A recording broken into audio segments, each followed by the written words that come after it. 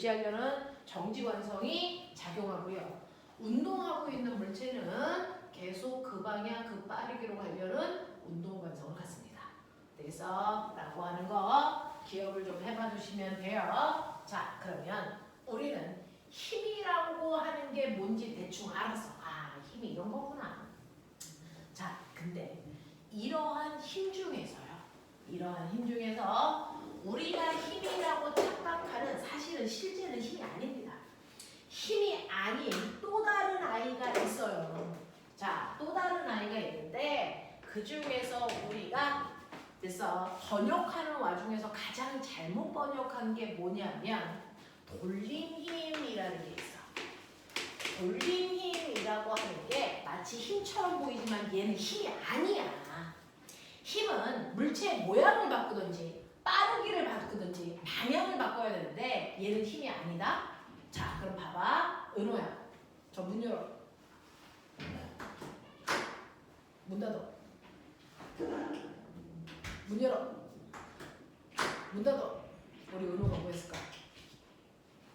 우리 은호가요, 지금 저분의 돌림 힘을 중화합니다. 되겠어? 돌림 힘이라는 건 물체의 빠르기나 방향을 바꾸는 게 아니고요.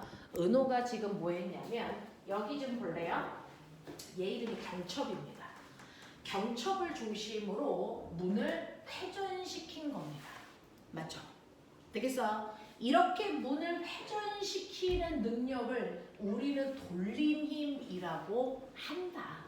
되겠냐? 자, 난 얘한테 돌림힘을 줘도 얘가 빠르기가 바뀌거나 방향이 바뀌지 않고 단지 여기에 고정되어 있는 상태로 회전만 하는 겁니다. 물체가 이동하지 않습니다. 맞아? 이렇게 물체를 어떤 기준 축을 중심으로 회전시킬 수 있는 능력을 우리는 돌림힘이라고 하거든요. 그래서 돌림힘은 물체를 회전시키는 뭐다? 능력이다.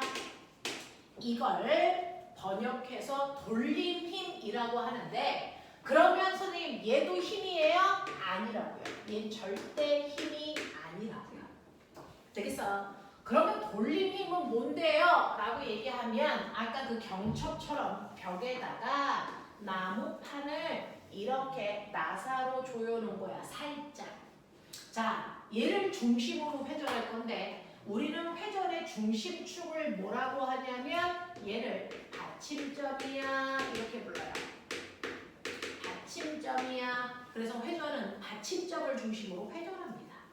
그러면 받침점으로부터 이만큼 떨어져 있어. R 2m.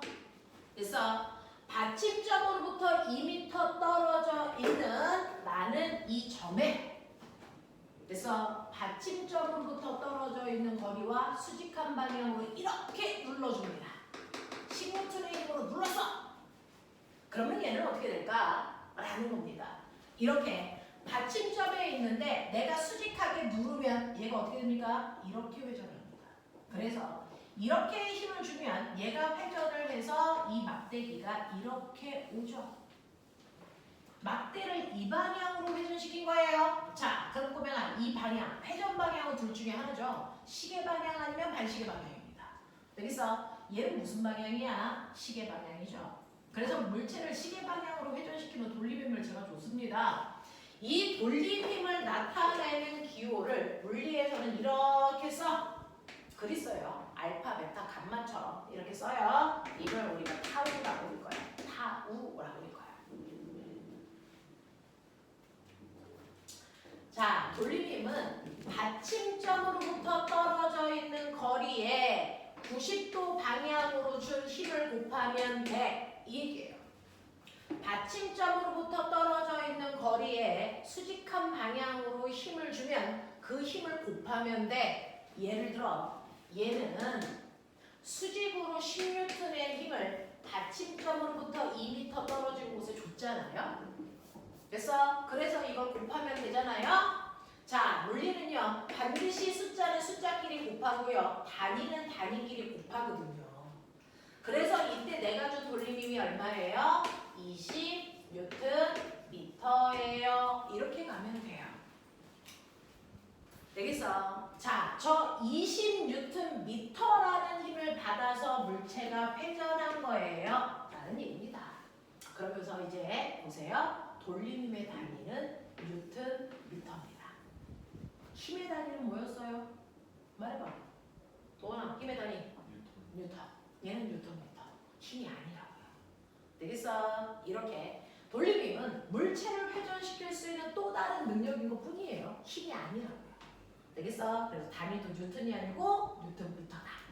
돌림힘 계산하는 방법 알겠죠? 받침점으로부터 떨어진 거리에 수직으로 누르는 힘을 곱하면 이 물체를 회전시킨 능력인 돌림힘의 크기를 구할 수 있다. 이입니다.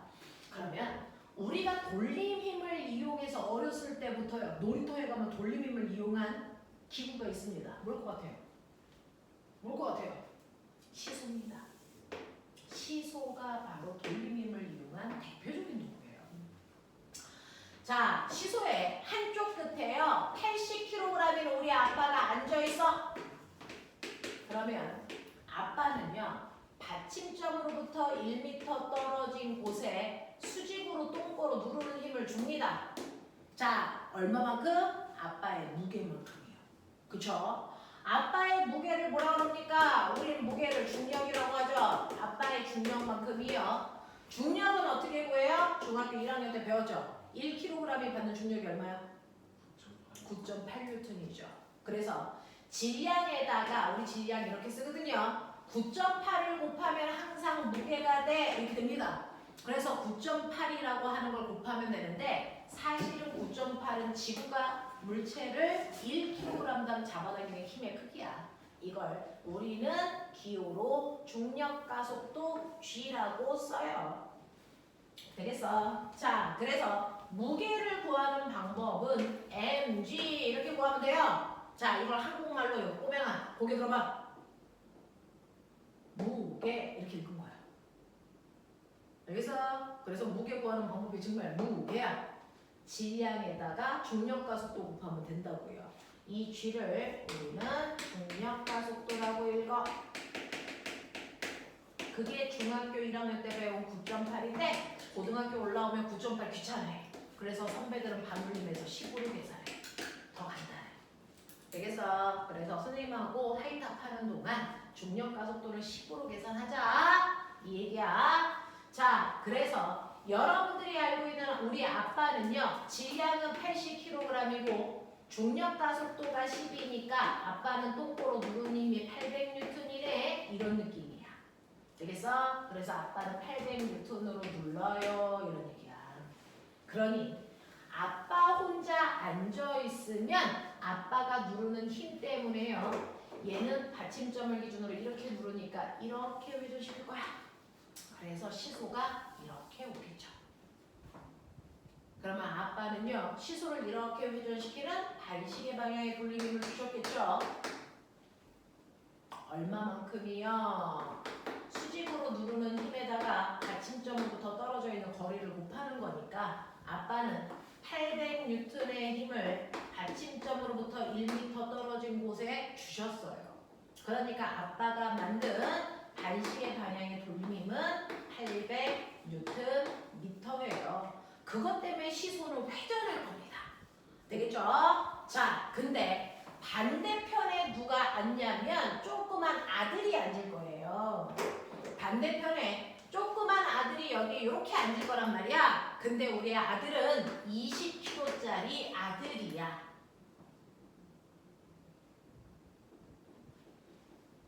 그러면 아들도요. 사실은 아빠 없다고 치고 아들만 있으면 아들도 똥꼬로 누르니까 받침점을 기준으로 얘가 이렇게 회전시키려는 돌림힘을 준단 말이야.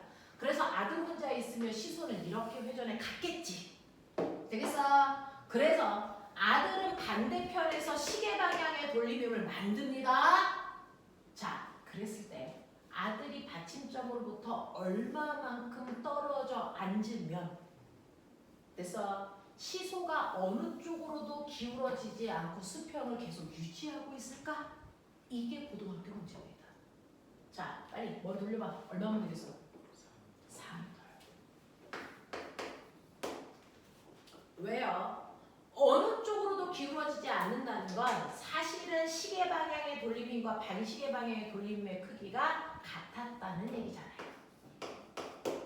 그래서 시계 방향 돌림힘과 반시계 방향의 돌림힘의 크기가 같아야 어느 쪽으로도 회전하지 않았다는 거잖아. 그죠? 아들이 수직으로 누르는 힘은 얼마냐면 200N이거든요. 자, 그러면 아빠와 돌림힘의 크기가 똑같이 800이 되려면 아들은 받침점으로부터 4m 떨어진 곳에 앉아 있어야 되잖아요.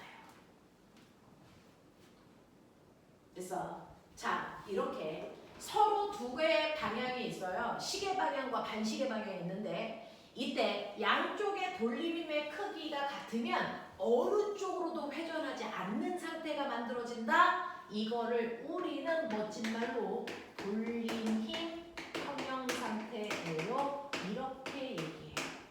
돌림힘 평형이라고 얘기합니다.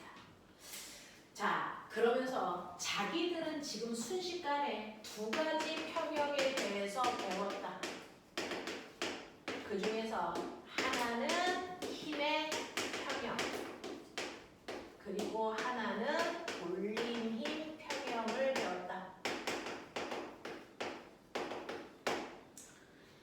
이 두 가지 평형을 동시에 만족하는 상태를 우리는 뭐라 그런다? 이걸 역학적 평형이라고 하더라.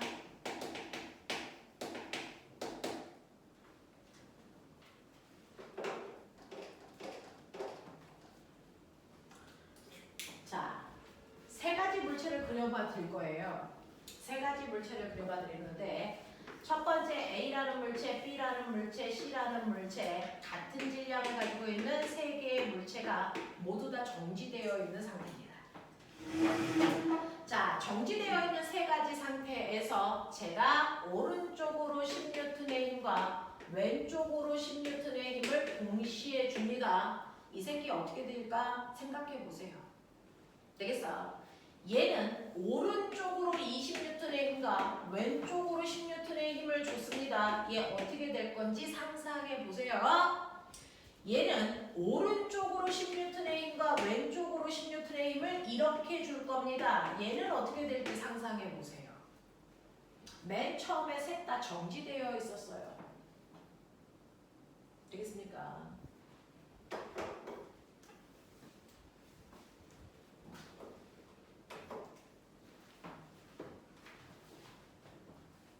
자, 첫 번째 A 어떻게 될 것 같아요?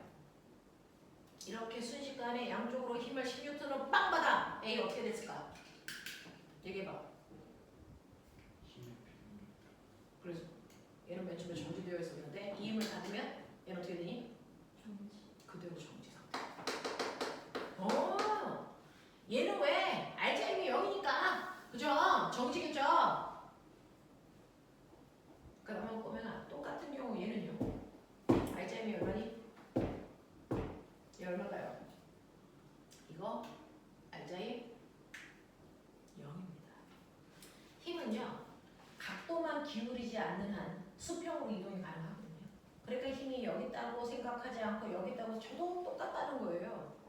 되겠어? 그러면 얘는 힘의 무슨 상태? 평형 상태예요. 그러니까 얘는 알자 힘이 0이에요. 근데 얘랑 좀 다르죠? 얘는 정지 상태인데 얘는 여기서 뭐 할 것 같아요? 힘을 이렇게 주면 뭘 것 같습니까? 그렇죠. 위에 있는 힘이 아래로 내려오는 방향으로 얘 이렇게 돕니다. 그래서 얘는 회전해요.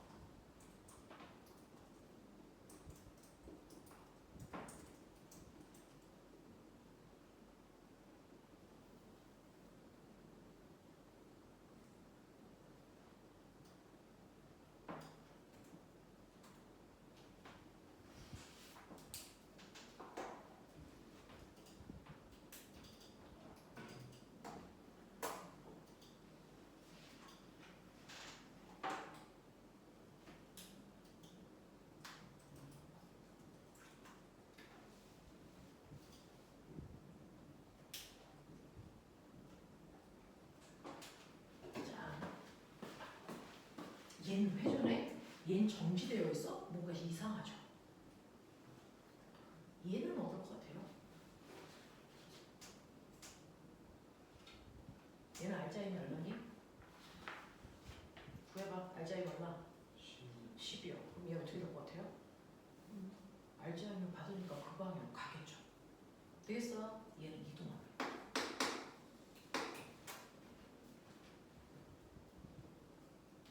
그런 거면 실제로 정지라는 게 무슨 뜻일까?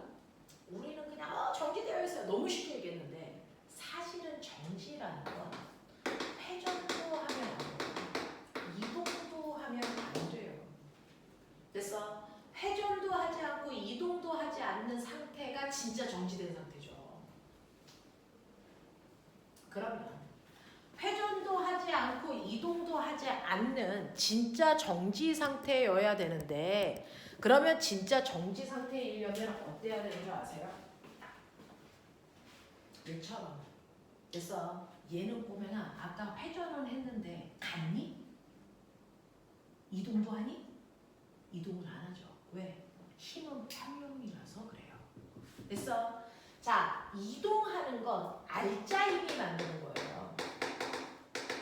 근데 알짜 힘이 0인 힘의 평형 상태라면 이동하지 않아요. 그래서 얘는 힘의 평형 상태라서 이동 안 하고 있고요. 얘도 힘의 평형이라서 이동 안 하는 겁니다. 그래서 이동을 시키는 건 힘이야. 알짜 힘. 근데 얘도 알짜 힘이 0이고 얘도 알짜 힘이 0이라서 가지는 않아. 무슨 말인지 알아? 자, 근데 얘는 가죠. 얘는 알짜 힘이 0이 아니라서 가는 거야. 되겠어? 이 얘기예요. 그 다음에 회전하지 않는다는 건 뭡니까? 회전시킬 수 있는 능력이 돌림 힘이 0이라는 겁니다. 돌림 힘이 0이면 회전을 안 하잖아요. 얘도 돌림 힘은 0이고 얘도 돌림 힘은 0이야. 그래서 얘 회전은 안 해. 근데 얘는 돌림 힘이 0이 아니야. 그래서 얘는 회전한 거야. 그래서 이렇게 물체를 회전시킬 수 있는 능력은 돌림힘인데요. 돌림힘이 얘는 0이라서 회전도 안 하는 거잖아. 그러니까 얘는 돌림힘 평형 상태야. 이해돼? 자, 그래서 정지라는 건 그냥이 아니다. 정지는 그 물체가 받는 돌림힘도 0이어야 되고 알짜 힘도 0이어야 물체는 완벽한 정지 상태일 수 있다. 알겠어? 이 둘을 동시에 만족하는 상태, 힘의 평형과 돌림의 평형을 동시에 만족하는 상태를 역학적 평형이라고 한다. 그래서 이 그림 중에 A만 역학적 평형이에요. 나머지는 역학적 평형이 아니라고요. 알겠습니까? 이렇게 가는 거다. 이해돼? 이해되겠어? 동원아 이해되니? 네. 되겠죠? 역학적 평형이라는 건 물체가 회전도 하지 않고 이동도 하지 않는 완벽한 정지되어 있는 상태가 역학적 평형이다. 그 중에서 물체를 이동시킬 수 있는 능력은 알짜 힘이고요. 물체를 회전시키는 능력은 돌림입니다. 그 돌림 힘은 받침점으로부터 떨어져 있는 거리에 수직한 방향으로 작용한 힘을 곱해서 우리가 얻을 수 있다. 이 얘기예요. 자, 그렇다면 이 시소는 아들과 아빠가 앉아서 어느 쪽으로도 회전하지 않는 상태. 돌림인 평형. 맞죠? 돌림인 평형 상태입니다. 되겠어? 자, 근데 이 돌림인 평형이라는 거 어떻게 알아? 반시계 방향의 돌림인가 시계 방향의 돌림이 그게 같아서. 근데 여기서 멈추시면 안 되고요. 그럼 돌림인 평형일 때 규칙성 볼래요?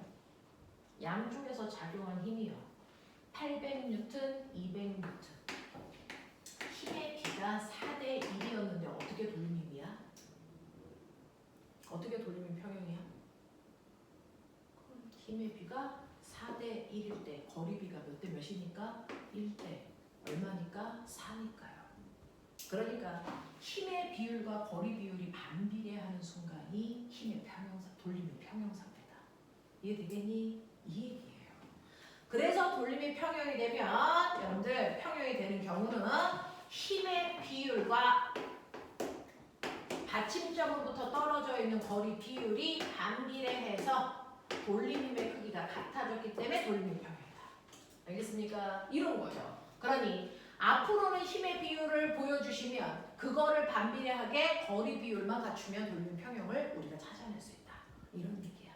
되겠죠? 이렇게 됩니다. 자, 그래서 돌림 힘을 쓴 대표적인 도구가 시소라는 건데 인간이 동물과 가장 큰 차이점이 있는 것, 인간은 도구를 쓸 수 있대요. 되겠어? 자, 인간이 사용하는 도구는 세 종류로 우리가 나눠요. 그 중에서 지뢰, 고르래, 빗면.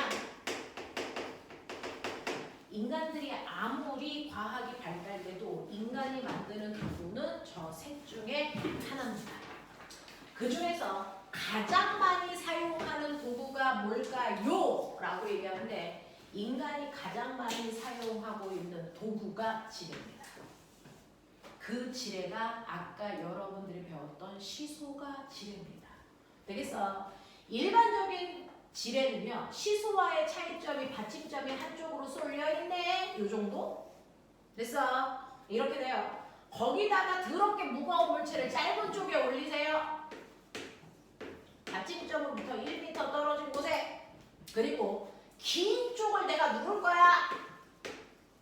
그랬을 때 수직으로 얼마의 힘을 주면 도대체 이 새끼가 들어 올릴까라고 하는 거죠. 되겠어? 돌림이 평형이 되는 그 힘 이상만 주면 움직이겠죠. 얼마? 네. 길이비가 1대 5니까 힘의 비가 얼마면 되겠어요? 5대 1이면 되겠죠. 그러니까 얘는 40N 이상의 힘만 주면 그때부터 아이가 회전하기 시작해서 물체가 이따시만큼 움직여갈 수 있죠. 그래서 이 무거운 애를 여기까지 들어올릴 수 있단 말이야. 그래서 이게 바로 인간이 사용한 최초의 도구 지뢰입니다. 지뢰. 되겠냐? 자, 이러한 지뢰는요. 물체가 있는 곳과 내가 힘을 주고 있는 곳의 길이 차이를 이용해서 무거운 물체도 쉽게 들 수 있게끔 만든 간단한 도구예요. 됐죠? 이걸 지뢰라고 한다. 그중 이 지뢰의 주인공은 이 막대기거든요. 막대기. 자, 막대기 입장에서 자, 막대기에 물체가 누르는 힘이 작용하는 지점. 여기를 우리가 작용점 이렇게 불러. 용어가 있어. 그리고 받침대가 막대기를 누르는 이 부분.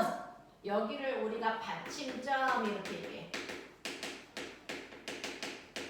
그리고 사람이 손으로 힘을 주는 부분. 여기를 우리가 힘점 이렇게 부를 거야. 작용점, 받침점, 힘점. 이걸 우리가 지뢰의 3요소 이렇게 불러요. 되겠어? 이걸 우리가 지뢰의 3요소야 이렇게 부른다. 그래서 이런 구조로 되어 있는 게 지뢰인데 여기에서 꼬매나 잘 봐. 내가 이 새끼를 푹 눌러서 얼마 눌러준 줄 알아? 얘가 눌러준 거리가 얼마라고 칠까? 10m야. 그럼 머리 있는 척해. 얘 얼마 올라갔을까? 얼마?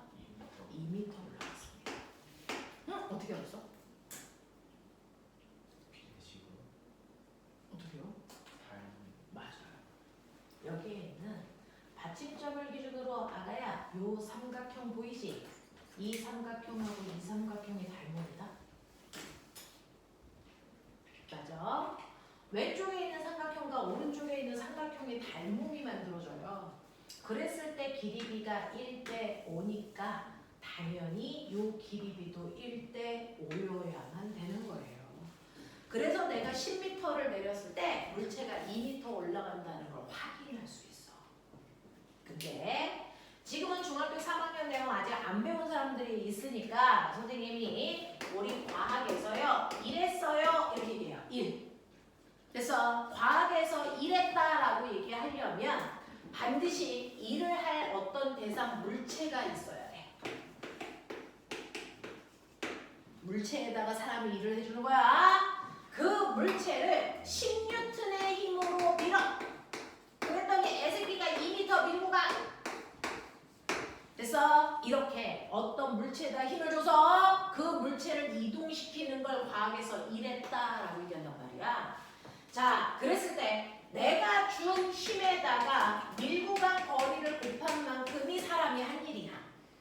그러면 이 A라는 물체한테 내가 해준 일이 얼마예요? 10N의 힘으로 2m 밀고 갔기 때문에 한 일이 20 됐어? 줄이야 이렇게 얘기한단 말이야. 그래서 한일 이렇게 돼.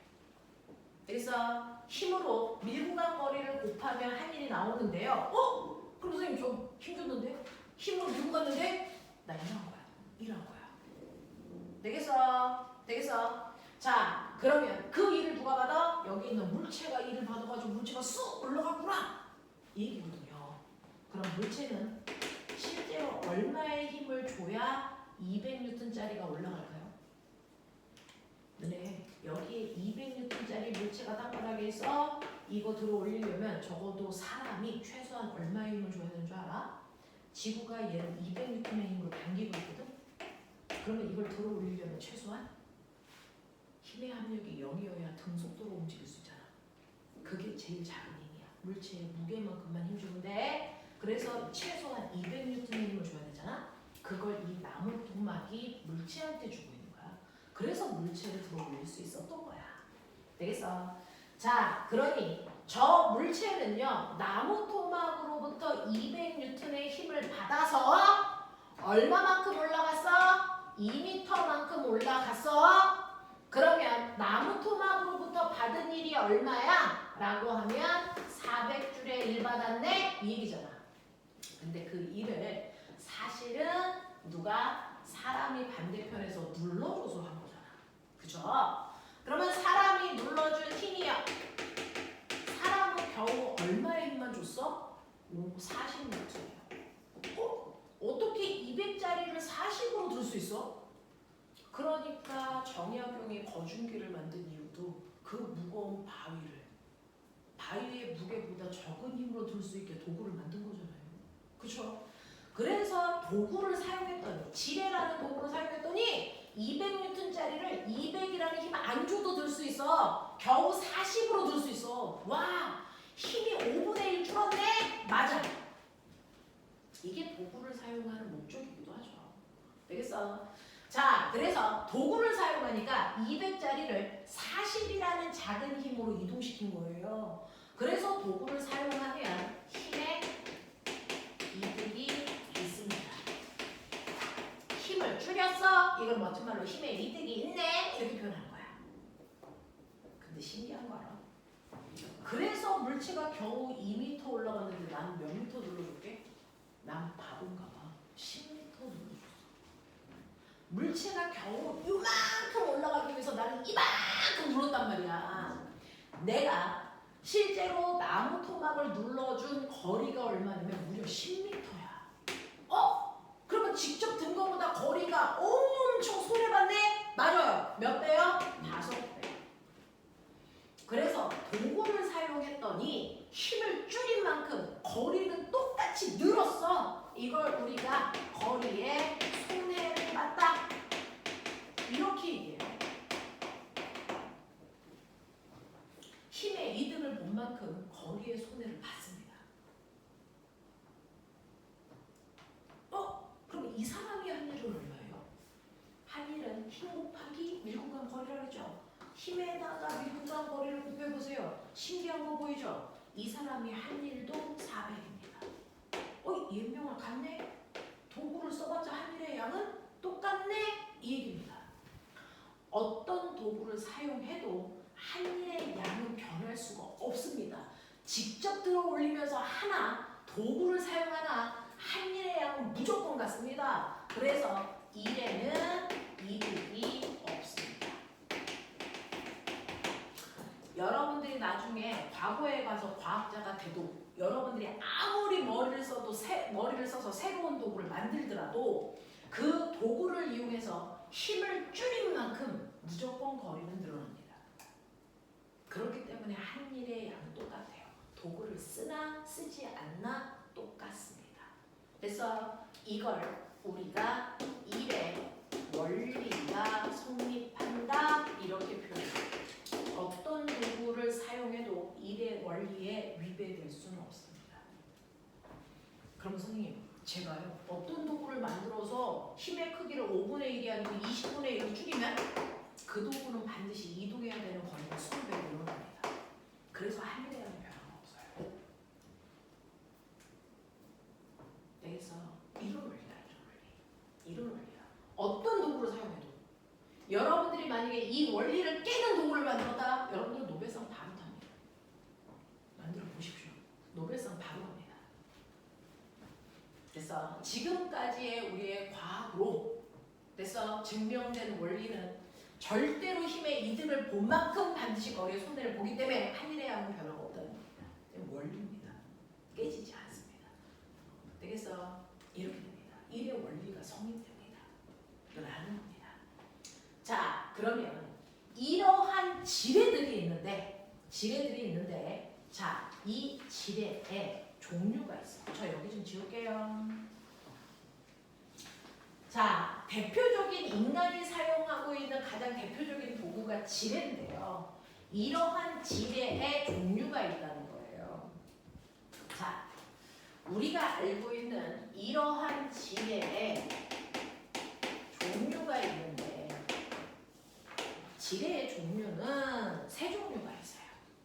자, 그 세 종류를 우리는 1종 지뢰야, 2종 지뢰야, 3종 지뢰야, 그냥 이렇게 얘기해요. 자, 그럼 종류를 어떻게 나누는데? 라고 하면 바로 지뢰의 3요소인 작용점, 받침점, 힘점의 위치야. 지금 선생님이 칠판에 그려놓은 게 가장 스탠다드한 1종 지뢰야. 그래서 얘는 작용점 다음에 받침점이 오고 그 다음에 힘점이 오는 순서대로 되어 있는 게 바로 1종 지뢰야. 작용점 다음에 받침점이 오고 받침점 다음이 힘점이 오는 이런 구조가 1종 지뢰 구조야. 1종 지뢰를 이용해서 만든 도구가 뭐 있을까요? 얘요. 빨리. 이거 뭘 것 같아? 죽여버려. 못 맞추면 이거 뭘 것 같아? 가위죠. 되겠어? 가위에다가 종이 집어넣고 우리가 이렇게 자르자니? 자, 그랬을 때 힘점이 어디니? 힘점이 어디니? 그렇죠. 여기 손잡이. 여기가 힘점이에요. 그럼 아가야, 여기 무슨 점? 이게 받침점. 그러면 종이를 자르는 여기가 무슨 점일까? 여기가 작용점. 되겠어? 그래서 작용점 다음에 받침점, 받침점 다음에 힘점이 있는 얘가 대표적인 1종 지뢰입니다. 되겠어? 이런 얘기야, 이런 얘기야. 그래서 우리가 쓰는 가위 같은 애들이 1종 지뢰의 원리를 이용해서 만든 대표적인 도구예요. 되겠어? 자, 그런가 하면 2종 지뢰는요? 라고 하면 2종 지뢰는 앞에 있는 요거 있죠? 스탠다드한 여기에서 앞에 있는 두 개의 위치만 싹 돌려. 되겠어? 요 두 개의 위치만 바꿔. 그래서 받침점 다음에 힘점이 오고요. 받침점 다음에 작용점이야. 아가야. 작용점 오고 그리고 힘점이 오는 이 순서가 2종 지뢰 순서야. 받침점 다음에 작용점 다음에 힘점 이렇게 오는 게 2종 지뢰 순서야. 되겠지? 자, 그래서 이렇게 된 걸 그냥 간단히 그리면요. 여기에 받침대가 있고 여기에 물체가 있는데 사람이 여기다 힘을 줘서 얘를 이렇게 들어요. 그래서 물체가 이렇게 와요. 뭐 이렇게 생긴 지뢰. 되겠어? 이런 것들이 2종 지뢰인데요. 그 1종 지뢰와 2종 지뢰를 이용해서 만든 게 요 새끼야. 도르래. 얘가 얘야. 그래서 결국은 도르래도 지뢰거든요. 도르래 한번 그려볼게요. 자, 이렇게 천장에 실을 늘어뜨려서 여기에 도르래 하나 걸고 또 다른 실로 이렇게 양쪽을 늘어뜨려서요. 여기에 무거운 물체를 매달아 놓고 내가 반대편 실을 잡아당겨요. 힘을 줘서. 됐어. 이렇게 생긴 애가 도르래거든요. 그래서 이 실을 잡아당기면 이 새끼가 돌아. 됐어. 뺑글뺑글 돌면서 물체가 올라가. 이런 거잖아요. 됐어. 자, 그래서 얘가 도니까 이름이 도르래야. 근데 도르래가요. 볼 때는 이게 또 하나가 있어요. 요번에는 천장에 실을 매달아서 이렇게 실어과 거기다가 도르래를 걸쳐. 그리고 이 도르래 가운데서 실이 나와서 여기에 물체가 이렇게 매달려 오는 거야. 그리고 내가 반대편 실을 잡아당기지. 그러면 내가 이걸 잡아당기면서 실을 막 들어 올리면 얘가 이렇게 막 올라가. 물체하고 같이 이렇게 올라가겠지. 되겠어? 그래서 얘도 뺑글뺑글 도니까 이름이 도르래야 같아. 도르래야. 되겠어? 그래서 얘도 도르래예요.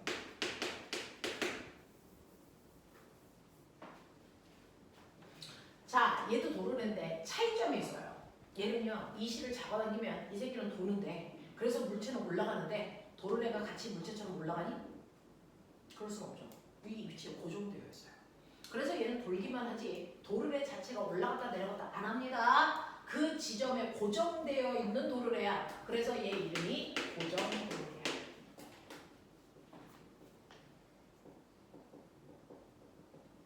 거기에 반해서 얘는 어떤 줄 아세요? 얘는 뺑글뺑글 돌죠. 그러면서 물체가 올라가죠. 물체가 올라간 만큼 도르래도 같이 올라옵니다. 그래서 이 도르래는 위아래로 움직여. 그래서 얘 이름이 움직 도르래야 이렇게 얘기한다.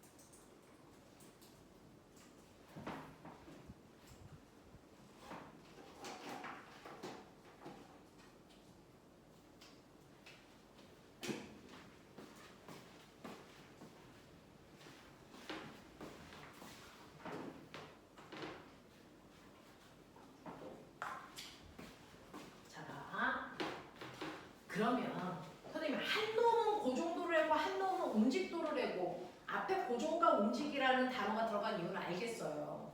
그래서 자 근데 뭐 달라요? 달라요. 이 새끼는요 일종지뢰를 이용해서 얘는 구조가 이종지뢰입니다. 실제로 이 새끼가 뺑글뺑글 돌 때 회전하는 중심축이 어디겠어? 이 실이 있는 정확하게 여기 가운데가 받침점이야. 그래서 여기를 축으로 돌고 있으니까 여기가 받침점이죠. 그리고 이쪽 끝부분이 물체를 잡아당기는 힘을, 물체한테 힘을 주는 여기가 작용점이에요.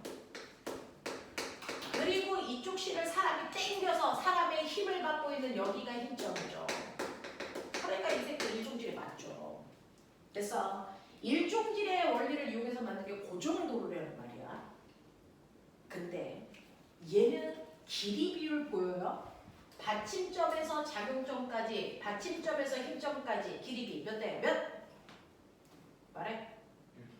1대 1 이거죠. 그러면 힘의 비 몇 대 몇? 그렇죠. 1대 1입니다.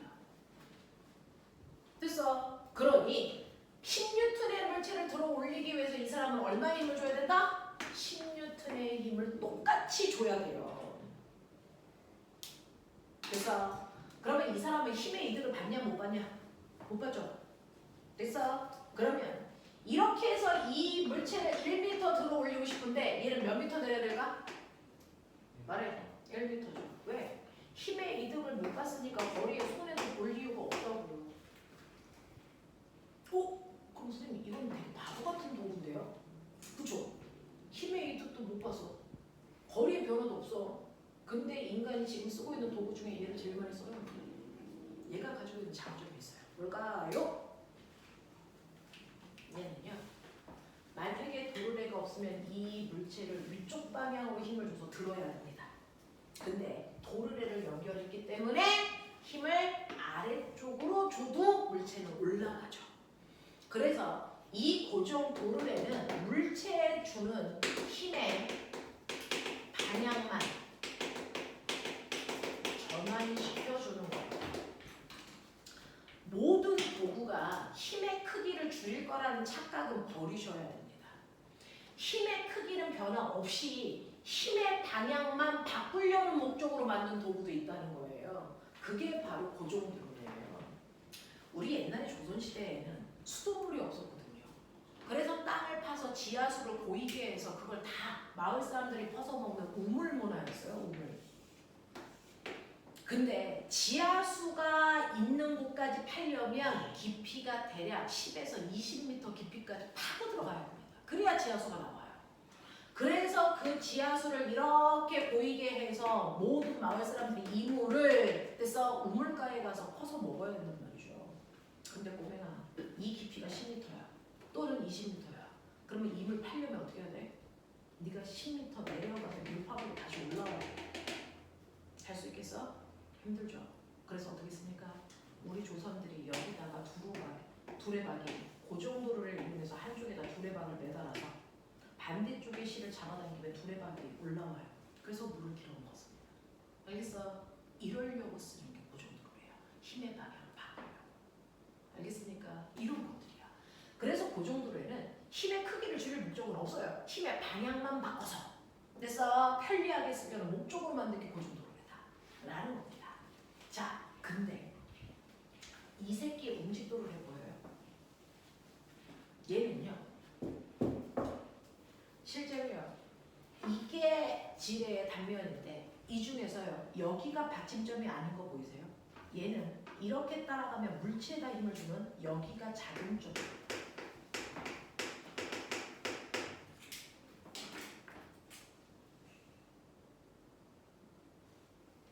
그리고 내가 실을 막 잡아당겼을 때 내 힘을 받는 지점이 여기죠. 여기가 힘점이에요.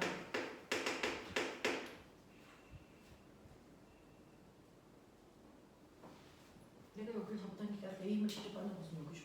그죠? 그럼 받침점 어디 있어요? 여기입니다. 여기가 받침점. 실제로요, 옴직도르래 이렇게 실에다가 도르래를 걸쳐 놓고요. 상상해 보세요. 이 실을 잡아당겨서 도르래가 올라갈 때요, 내가 이 실을 막 잡아당기면 도르래가 어느 쪽에 기대는 줄 아세요? 여기에 기대서 도르래가 이렇게 기대서 올라갑니다. 그래서 여기가 회전의 중심축이야. 되겠냐?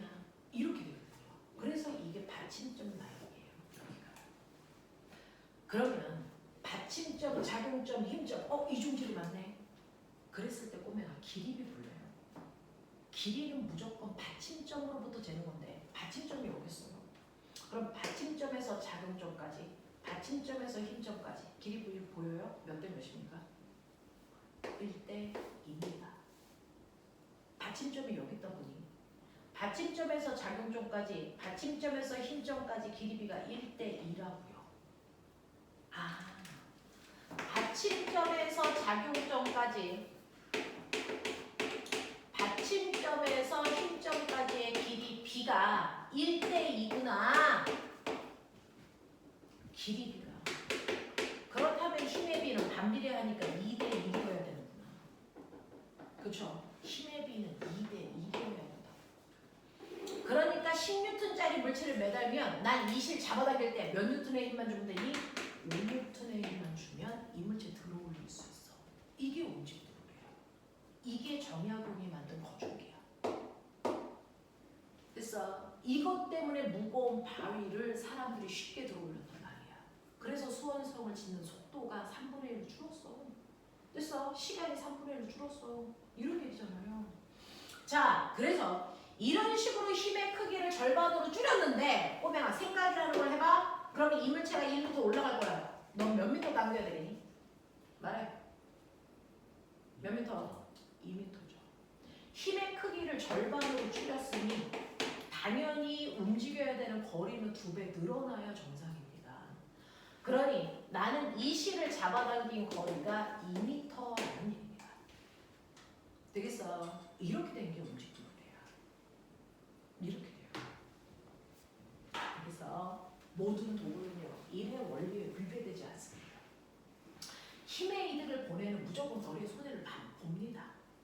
되겠어? 이런 구조입니다. 그래서 일종지뢰를 이용한 게 고정도래고요. 이종지뢰의 구조를 띠고 있는 게 움직도래라서 얼핏 보면 고정도래와 움직도래가 똑같은 것처럼 보여요. 근데 얘 전혀 달라요. 고정도래와 움직도래가 똑같아 보이지만 전혀 달라요. 똑같이 10N의 물체를 매달았을 때 고정도래는 10N의 같은 크기의 힘을 줘야 되고 얘가 1m 올라가기 위해서 내가 당겨줘야 되는 거리도 1m란 말이죠. 근데 움직도래는 10N의 물체를 1m만큼 들어 올리고 싶을 때 내가 실을 잡아당겨야 되는 힘의 크기는 5N밖에 안 돼요. 대신에 당겨야 되는 실의 크기가 2m입니다. 되겠어? 이런 식으로요. 고정도르래와 움직도르래에 대해서 이해하시면 되는데 일반적인 고등학교에서는 고정도르래밖에 안 배웁니다. 움직도르래 자체를 안 배웁니다. 되겠어? 이런 얘기입니다. 자, 그런가 하면 삼종지뢰라는 것도 있어요. 지뢰의 마지막 삼종지뢰는 뭐니? 라고 하면 스탠다드한 일종지뢰에서 아까는 앞에 있는 거 두 개 바꿨어. 지금은 뒤에 있는 두 힘의 위치만 바꾸시면 돼요. 요 두 개의 위치만 바꾸시면 돼요. 되겠니? 자, 그래서 작용점 다음에 뭐가 나오냐면 힘점이 나오고요. 힘점 다음에 받침점이 있는 구조가 삼종지뢰예요. 그 삼종지뢰 구조를 여러분들은 들고 다니십니다. 여러분들 다 두 개씩. 뭘까요? 여러분들 팔입니다. 여러분들 팔이 삼종지뢰 구조를 가지고 있어요. 이렇게 해서 여기에 물체가 이렇게 있다고 치자. 그래서 내가 물체를 든다는 얘기는 손이 이렇게 올라간다는 얘기잖아요. 그래서 손이 이렇게 올라오네. 근데 아가야, 여기 잘 보면요. 이 뼈다귀, 이거 혼자 안 올라가는 거 아세요? 이 뼈다귀 혼자 안 움직입니다. 이거 누군가가 들어준 거예요. 누굴까요? 여기에 있던 뼈다귀를 누가 들고 있을까요 지금? 신기한 거죠. 이거 그냥 움직이는 거야 라고 생각했는데 아니에요. 이거 뼈다귀 혼자 못 움직여요. 이거 누군가가 들어주고 있어요 지금. 누굴 것 같습니까? 바로 여기에 있는 근육이 이두박근의 근육이 여기 이렇게 붙어 있어요. 이 뼈다귀에 붙어 있어요. 그래서 근육이 위쪽 방향으로 힘을 팡 하고 주면 내 손이 이렇게 올라가서 물건을 들어 올릴 수 있단 말이에요. 그랬을 때 빨리 보세요. 이 회전의 중심축이 어디 것 같아요? 바로 여기 팔꿈치입니다. 여기가 받침점이에요. 우선에서 얘가 이렇게 들어요. 여기가 받침점이에요. 그리고 내 근육이 힘을 주는 여기가 바로 힘점이죠. 그 결과 내 손이 물체에 힘을 줘서 듭니다. 여기가 작용점.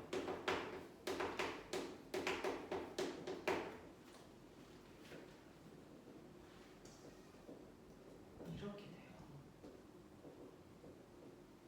그랬을 때 알아요. 받침점에서 힘점까지의 길이가 1이라고 치자. 받침점에서 작용점까지의 거리가 10이라고 치자. 거의 그래요. 거의 그렇습니다. 1대 10 정도 나오는 길이에요. 팔의 길이는 1대 15까지 나와요. 그래서 이 정도 나온다고 치자. 1대 10. 오? 받침점에서 작용점까지, 받침점에서 힘점까지의 길이 비율이 얘가 1이고 얘가 10이야. 얘는 0. 그럼 힘의 비 1대 10이어야죠. 근데 작용점에 닿고 있는 물체의 무게가 10N짜리라고 치자. 그러면 근육은 얼마의 힘을 줘야 내 팔을 들 수 있을까? 라는 겁니다. 작용점에 있는 물체의 무게가 실제로 10N이면 내 근육은 내 팔을 들기 위해 100N의 힘을 줘야 된다는 얘기야. 이 근육이 내 팔을 지금 100N의 힘으로 잡아당기고 있어. 황당하죠? 나는 그 작은 물건 하나 들려고 이 근육은 엄청 힘주고 있다는 얘기야. 힘의 손해를 보는 거 아니에요? 맞아요. 10N짜리 물체를 들기 위해서요. 100N의 힘을 준다는 얘기는 무려 10배 큰 힘을 주고 있는 거잖아요. 그러니까 우리 팔은 힘의 손해를 보고 있어요. 이 바보 같은 도구를 도대체 왜 들고 다니는 거야? 배우죠? 그건 우리 근육이요. 수축을 하면서 얘를 드는 거거든요. 근데 근육이 수축할 수 있는 길이에는 한계가 있습니다. 근육이 팍 수축할 수 있는 길이는. 알겠어? 근육이 엄청 긴 게 아니고 여기 달려있는 근육이 수축을 해서 얘를 이만큼 들어 올려야 되거든요. 그러니까 얘가 수축할 수 있는 길이에 한계가 있어서 얘가 겨우 1cm 수축했을 때 얘는 얼마 올라갈까요? 10cm 올라가요. 되겠어? 근육이 1cm 수축하면 10cm 올라갈 수 있단 말이야. 그래서요. 우리 팔은요. 힘의 손해를 보는 만큼 거의 이득을 봐요. 그래서 근육이 조금만 수축해도 물체가 많이 움직일 수 있는 구조를 가지고 있는 게 우리 손입니다. 그래서 착각하지 마세요. 모든 도구는 항상 힘의 크기를 줄인다? 아니요. 힘의 이득을 보는 도구도 있고 힘의 이득도 거리의 이득도 안 봐서 힘의 방향만 바꾸는 도구도 있고 오히려 힘의 손해를 보고 거리의 이득을 보는 도구도 있다는 거예요. 되겠어? 그래서 어떤 목적으로 만들 도구냐에 따라서 1종지뢰의 구조를 띠는 아이도 있고 2종지뢰의 구조, 3종지뢰의 구조를 띠는 아이까지 있더라. 3종지뢰는 힘의 손해를 보는 도구다. 알겠습니까? 이런 얘기야. 이런 얘기야. 이해되겠죠? 그래서 이게 지뢰들의 종류야. 그래서 도구들은 대부분 돌림힘을 쓰는 거구나. 맞아요. 회전시키는 거니까. 자, 그 회전시키는 원리를 이용해서 만든 대표적인 도구가 지뢰고요. 그 지뢰의 종류 1종, 2종, 3종이냐에 따라 특성이 달라지는데 우리는 도구를 사용해서 힘의 이득을 볼 수 있지만 사실은 힘의 손해를 보는 경우도 있다. 대표적으로 우리 팔이 그렇다라는 얘기입니다. 여기까지 납득이 될까? 괜찮아? 괜찮아? 자, 그러면 시간이 없으니까요. 빠른 속도로 해볼게요. 자, 여러분들이 지금 선생님이랑 블라블라 보배 배운 것 같은데 이게 고등학교에서 어떻게 문제로 만들어질까요? 라고 하는 건데 소윤아, 이 책에 다 풀려있지?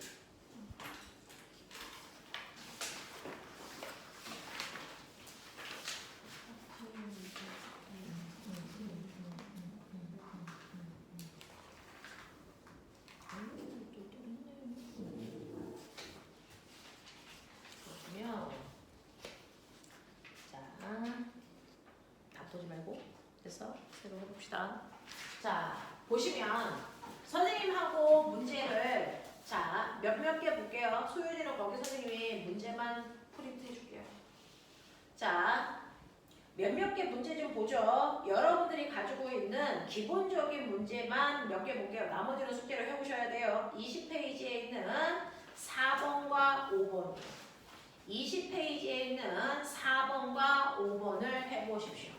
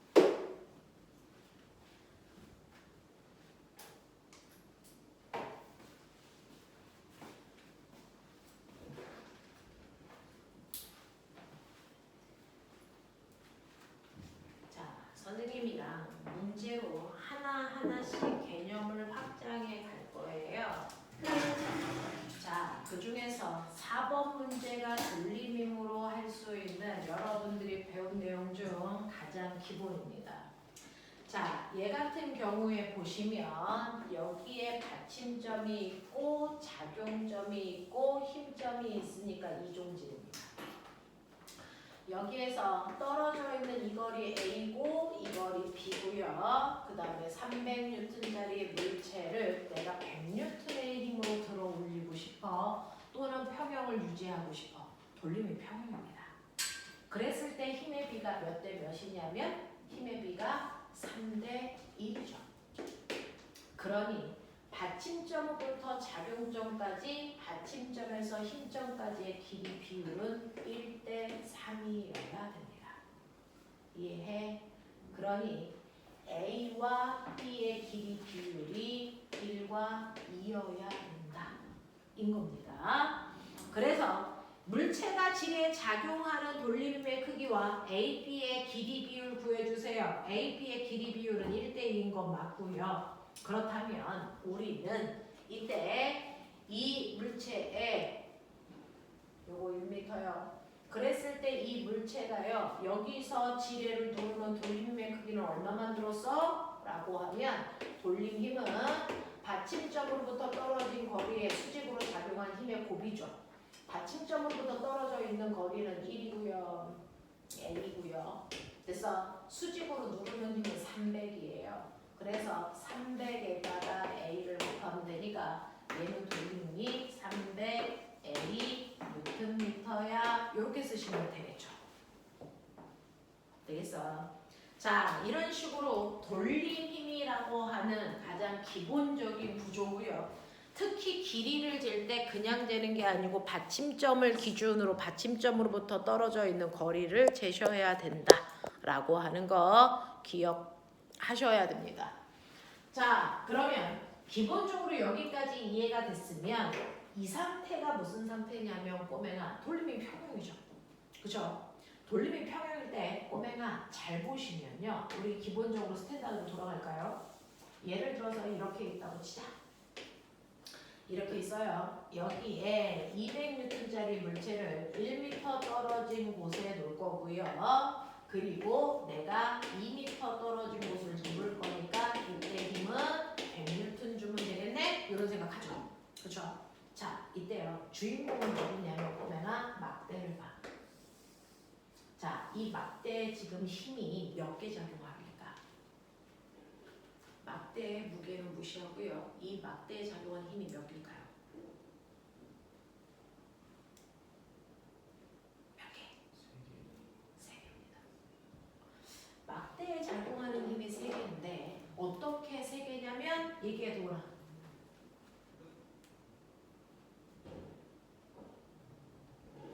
자, 3개의 힘이 3군데 작용합니다. 첫 번째는 물체가 막대를 누르고 있죠. 그래서 이 힘 하나가 작용합니다. 그게 200N이죠. 두 번째는 사람이 막대를 누르고 있죠. 이 힘도 막대가 받고 있어요. 아래 방향으로 100N입니다. 근데 힘이 3개이네. 3개일 수밖에 없죠. 왜요? 지금 이 막대 입장에서 힘 2개만 아래 방향으로 작용하는 이 막대가 받는 힘은 이 방향으로 200N, 이 방향으로 100N, 이 힘만 작용하면 합력이 아래 방향으로 300이잖아.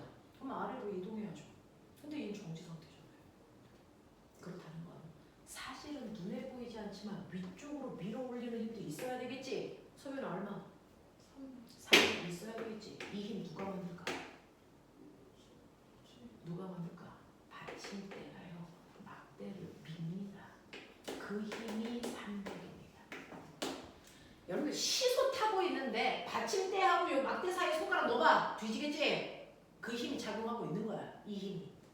알겠어? 그래서 받침점이 막대를 밀어 올리는 힘이 작용합니다. 그래서 이 세 힘의 합력이 반드시 0인 상태여야죠. 그래야 얘가 평형이겠죠.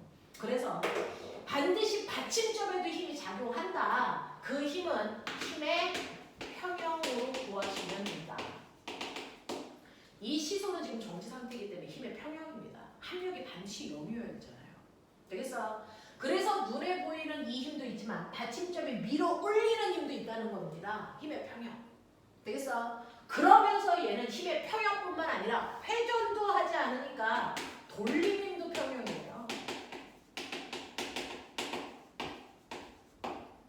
근데 그거 아세요? 돌림힘 평형일 때요. 받침점은 무조건 받침대가 있는 위치가 받침점이에요. 이렇게 생각 안 해도 돼요. 돌림힘 평형일 때 힘이 작용하는 세 군데 중 어디를 받침점으로 봐도 결과는 똑같다. 나는 받침점이 여기 있지 않고 여기 있다고 생각하네. 그래도 돼요. 그래도 됩니다. 그렇게 문제를 풀어야 더 빨리 정확하게 봅니다. 저는 받침대가 여기 있다고 칠 거예요. 그러면 꼬맹아 이 힘은 받침점에 있으니까 힘으로부터 떨어져 있는 받침점으로부터 떨어져 있는 거리가 0이야. 그래서 받침점에 작용하는 힘은 돌림힘을 못 만들어. 맞아. 나는 받침점을 여기 있다고 치면 이 힘은 돌림힘을 못 만들어. 이 힘 무시해도 돼. 그러면 실제로 얘를 돌림힘 평형으로 만드는 힘은 이 힘하고요. 이 힘 두 가지가 있었던 거야. 되겠어?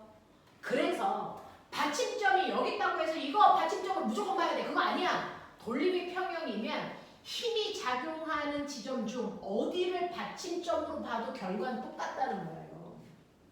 결과는 똑같아요. 그래서 저는 여기를 받침점으로 놓으면 꼬맹아 이 힘은 받침점을 기준으로 이렇게 회전시키려고 하는 반시계 방향 돌림힘을 주고 있죠. 얘는 이렇게 눌렀기 때문에 시계 방향으로 회전시키려는 시계 방향의 돌림힘을 준 거예요. 근데 평형이기 때문에 반시계 방향의 돌림힘과 시계 방향의 돌림힘이 같은 거죠. 그랬을 때 보세요. 받침대가 밀어 올리는 힘이 300이죠. 그 힘이 받침점부터 떨어져 있는 거리가 1이라고요. 그래서 이 지점에서 만든 반시계 방향의 돌림힘이 300이에요.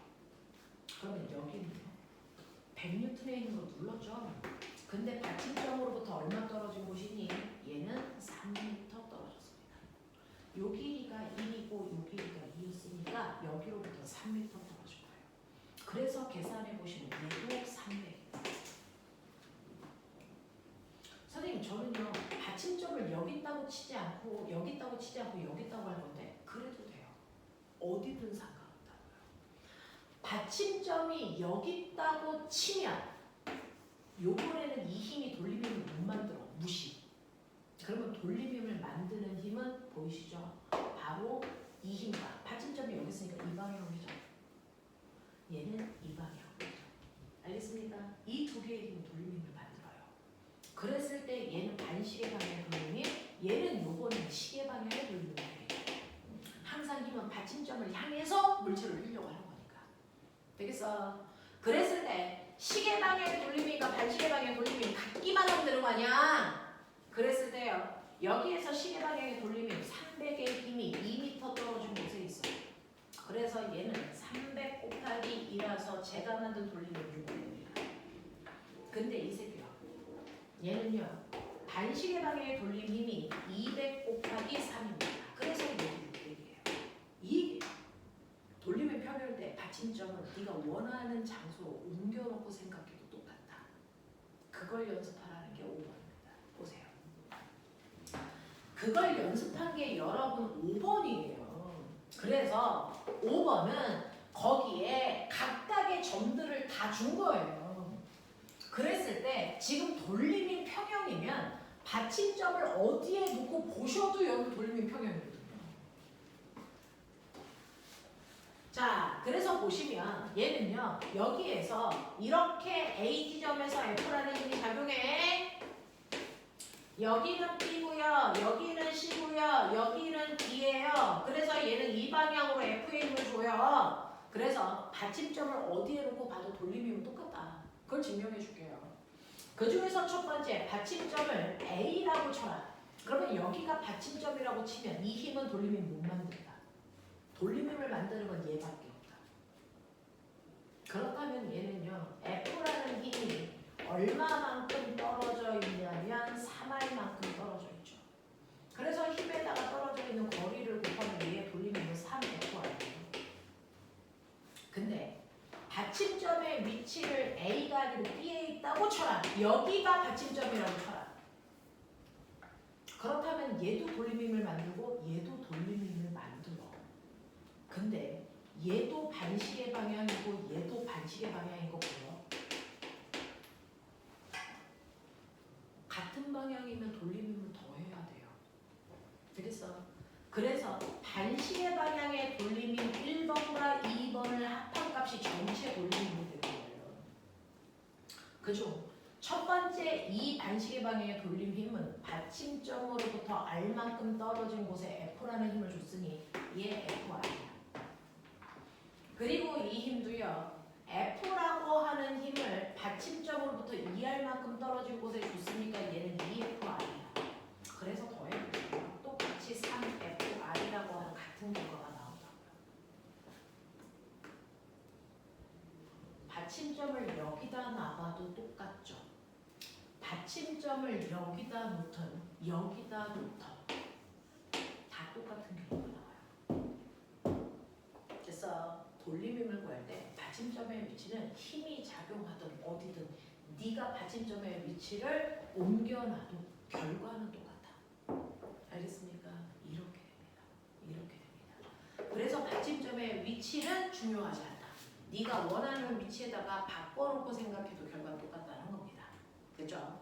자, 그 다음에 그러면 두 번째 선생님이 이제 첫 번째 알려드리고 싶었던 건 지뢰를 가지고 힘을 실제로 구하는 방법과 받침점의 위치 변해도 된다 라는 얘기를 해주고 싶었던 거고요. 두 번째는 여러분들 거기에 있는 7번 보여요? 7번 보여요? 얜 좀 여러분들이 생각할 게 있습니다. 해보세요. 여기에선 도대체 어떤 내용을 설명하고 싶은 문제일까?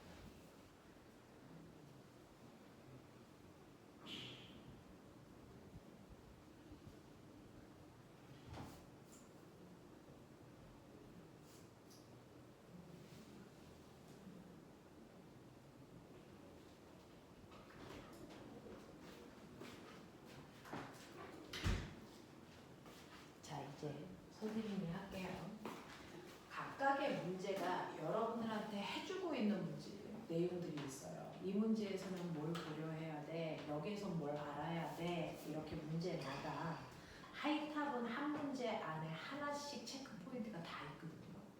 그래서 그거를 이해하셔야 문제를 풀어나갈 수 있어요.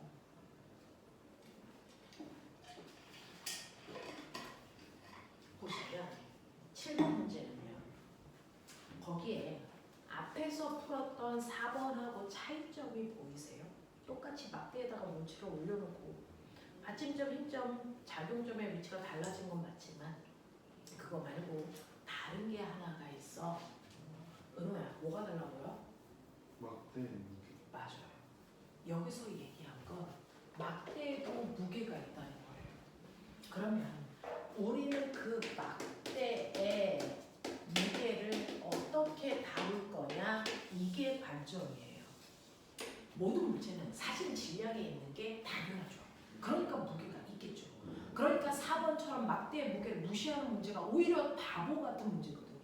막대의 무게가 있습니다. 자, 그러면 이 막대의 무게가 얼마냐면 100N이에요. 사실은 여기에 있는 입자들 각각이 질량을 받아, 중력을 받아서 그걸 합한값이 100이죠. 그러면 이 막대의 무게 100을 어떻게 우리는 볼 거냐는 거예요. 물체에 작용하는 무게는, 다시 말할게요. 물리에서 보는 힘은 무조건 한 점에 작용해야 돼요. 한 점. 그러니까 얘네들의 이 안에 있는 입자들을 다 합해서 100N이야. 이거 의미 없어요. 그렇다고 100이 이렇게 작용하지 않습니다. 모든 물체에 작용하는 힘은 하나입니다. 그럼 이 물체의 무게가 100이라고 할 때 그 물체의 무게 100은 어디에 작용하냐? 이거예요. 그걸 수학에서는 무게 중심점이라고 배웠습니다. 되겠어? 자, 균일한 막대라고 써져 있는 거 보이죠? 이렇게 균일할 때는 정확하게 그 물체의 가운데 그 점이 작용한다는 거예요. 그래서 이 막대의 정확하게 가운데에 100N의 물체가 매달려 있는 것과 같은 효과예요. 알겠어? 그래서 이 막대가 100N이라고 할 때 그 막대의 무게는 균일하다면 정확하게 가운데에 그 100N의 힘이 한 점에 작용하고 있다고 봐야 된다. 알겠습니까? 이게 여러분들 물체입니다. 그래서 이 물체의 무게 중심의 위치, 그것만 잘 찾으시면 거기다가 아무리 얇은 아이를 올려놔도요, 얘가 한쪽으로 쏠리지 않고 정확하게 균형을 유지합니다. 그래서 무게 중심점을 찾는 거예요. 됐어? 이렇게 돼요. 얘는 균일하지 않아서 이쪽이 짧죠. 되겠어? 이런 식으로요. 자, 그래서 모든 힘은 한 점에 작용해야 된다. 그래서 막대의 무게가 100이라고 하면 그 막대의 정확하게 가운데 그 힘이 작용하고 있다고 봐야 된다. 자, 그럼 막대의 무게를 어떻게 처리해야 되는지는 알았으니 이 막대의 전체 길이가 L이기 때문에 여기서부터 막대 무게 중심까지의 거리가 2분의 1 L로 보면 되겠구나. 이 얘기고요. 그리고 양 끝에 물체가 작용하지만 우리 주인공이 막대니까 그냥 그 물체가 이 막대를 아래쪽으로 200N의 힘을 주고 있어요. 그리고 이 끝에서는 500N의 힘으로 막대를 당겨요 라고 보시면 되고요. 그리고 무게 중심과 500 사이에 어떤 지점에 받침점이 있으니 이 받침점은 이 방향으로 밀어 올리는 힘도 작용하고 있겠구나 정도로 생각하고 있어야죠. 이 점을 우리가 O, 여기를 P, 여기를 Q라고 주셨네요. 자, 그랬을 때 1번 막대 무게 중심은 P로부터 얼마나 떨어져 있습니까? 라고 했으니까 막대의 중심은 여기는 당연히 P로부터 떨어져 있는 거리가 2분의 1L. 그래서 정확하게 막대 가운데여야 되니까. 두 번째, 받침대가 막대에 작용하는 힘의 크기는 얼마입니까? 그럼 이 받침대가 밀어 올리는 힘은 얼마인데? 그건 당연히 우리가 늘 배운 것처럼 힘의 평형 사용하시면 돼요. 이 막대를요, 아래로 누르는 힘이 200, 100, 500 합쳐서 800입니다. 그럼에도 불구하고 막대가 밑으로 떨어지지 않는 이유는 그래서 받침대가 위쪽으로 800N의 힘으로 밀어 올리고 있기 때문이죠. 그래서 힘의 평형 상태이기 때문이죠. 라는 겁니다. 그 다음에 마지막 세 번째, 사실은 얘를 묻고 싶은 거였죠.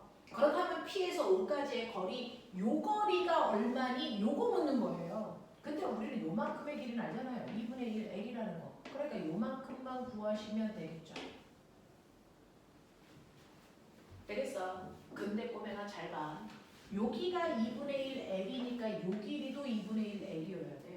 근데 여기를 A라고 놨으니 여기는 2분의 1 L-A로 놓는 게 논리적이야. 자, 그러면서 얘는 돌림인 평형이니까. 됐어. 자, 받침점을 여기에 그냥 있다고 치자. 그랬을 때 첫 번째 200N은 이 방향으로 물체를 회전시키려는 반시계 방향의 돌림힘을 첫 번째 주죠.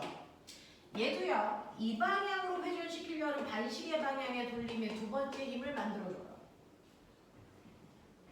그리고 얘는요. 이 방향으로 회전시키려는 시계 방향의 돌림힘을 줍니다. 그랬을 때 반시계 방향의 돌림힘 두 개를 합한 값이 시계 방향의 돌림힘이랑 같아서 돌림힘 평형이겠죠. 반시계 방향의 돌림힘 1과 2를 합한 값이 시계 방향의 돌림힘이랑 같아서 돌림힘 평형이라는 얘기예요. 되겠어? 자, 그 중에서 반시계 방향의 돌림힘 중에서 200이요. 자, 저 200이라는 i는 받침점으로부터 떨어져 있는 거리가 2분의 1 L 더하기 A만큼 떨어져 있네요. 두 번째 반시계 방향의 돌림힘인 저 무게가 만든 거예요. 100이라는 아이가 받침점으로부터 A만큼 떨어져 있네요.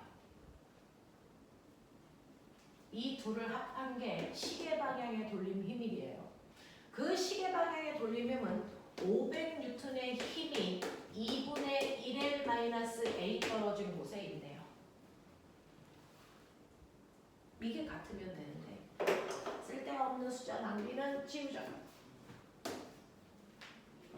그래서 계산하시면 L 더하기 2A 더하기 A가 2분의 5L 더하기 빼기 5A예요. 이렇게 나오네요.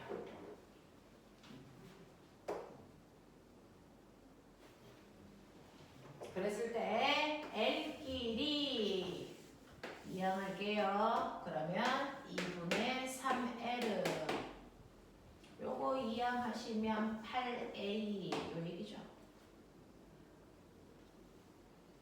그래서 A의 정체는 16분의 3L 이렇게 되네요.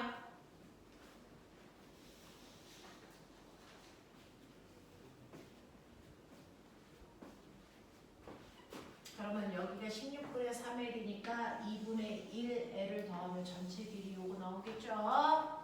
그래서 P에서 O까지의 거리는 2분의 1L 더하기 16분의 3L이야.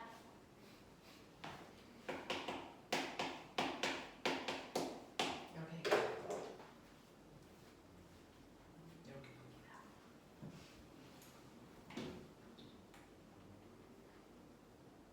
이해할 만해? 괜찮아? 괜찮아? 도라 괜찮니? 너는 괜찮아? 안 괜찮으면 너 뒤져. 이제 괜찮은 거 맞지? 소윤 이해되지? 두 번 넣는 거니까. 되죠? 네. 자, 그래서 여기까지는 여러분들이 이해를 했습니다. 자, 거기에 있는 9번 문제는 오늘 안 풉니다. 숙제에서 얘는 빼고 오시면 되고요. 자, 그 다음에 생각을 하나만 더 확장해 보고요. 정리하죠. 3번밖에 없으니까. 자, 이제 여러분들이 보셔야 되는 건 23페이지의 4번 문제입니다. 자, 빨리 문제만 읽으세요. 3분밖에 없어서 선생님이 풀게요.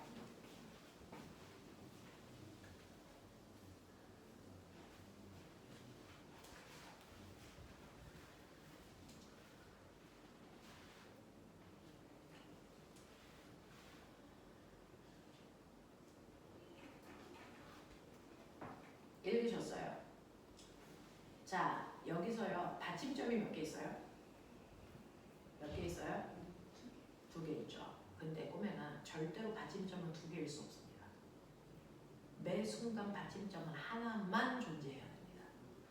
그러니 거기에 있는 A, B 중에서 그래서 하나만 받침점이고 하나는 그냥 힘을 주고 있는 역할밖에 못하는 거예요. 받침점은 무슨 일이 있어도 두 개일 수 없다. 받침점은 무조건 하나여야 된다. 입니다. 자, 근데 선생님이 받침점처럼 그린 거지만 사실은 얘네들 중에 하나는 거짓말이에요. 자, 그럼 볼래요. 여기에서 A라고 하는 받침점이 위쪽으로 미는 힘이 작용을 하고요. B라는 힘도 미는 힘을 줄 거고요. 그리고 여기에 막대의 무게도 있고요. 그 다음에 여기 물체도 있습니다. 자, 근데 이 상황이 뭐냐면 거기에 있는 2kg짜리 물체를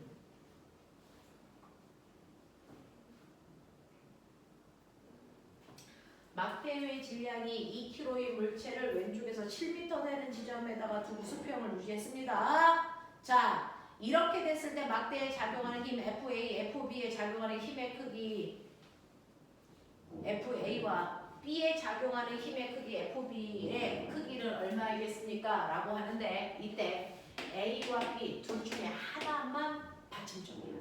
그래서 하나는 거짓말이야. 그러니 나는 얘가 밀어 올리는 힘 FA, 얘가 밀어 올리는 힘 FB, 그리고 이 막대의 무게가 4kg니까 40N, 그리고 여기에 2kg짜리 물체가 있으니까 20N으로 누르고 있고요. 이때 받침점은 하나일 수밖에 없으니까 한 군데를 받침점으로 봐.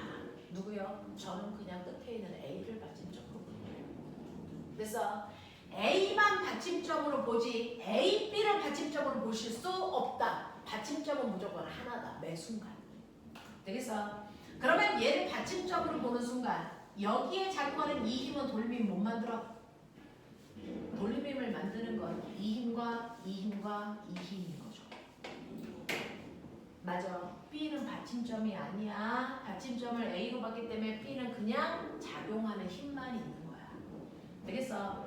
그랬을 때 보시는 이 두 개의 시계 방향에 해당되는 돌림힘 1번과 2번을 더한 값이 반시계 방향에 해당되는 이 힘의 크기와 같으면 된다. 이렇게 풀면 되는 거야. 그럼 간단해지는 거야. 되겠어? 자, 그 중에서요. 시계 방향에 해당되는 돌림힘이요. 여러분들 얘요. 얼마냐면 40 곱하기 받침점으로부터 떨어져 있는 거리 4. 거기다가 두 번째요. 그 두 번째는 20 곱하기 받침점으로부터 떨어져 있는 거리 7입니다.